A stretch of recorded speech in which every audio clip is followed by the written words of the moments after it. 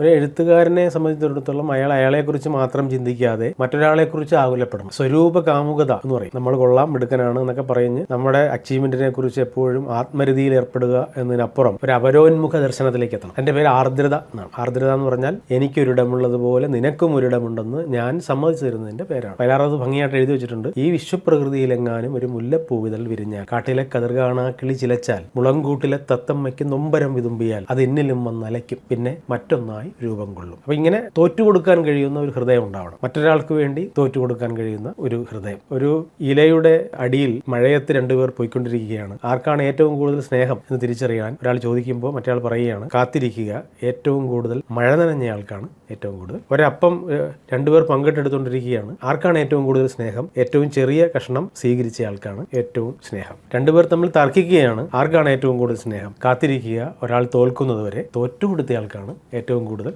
സ്നേഹം. അപ്പോൾ മറ്റൊരാൾക്ക് വേണ്ടി തോറ്റു കൊടുക്കുക, മറ്റൊരാൾക്ക് വേണ്ടി എഴുതുക.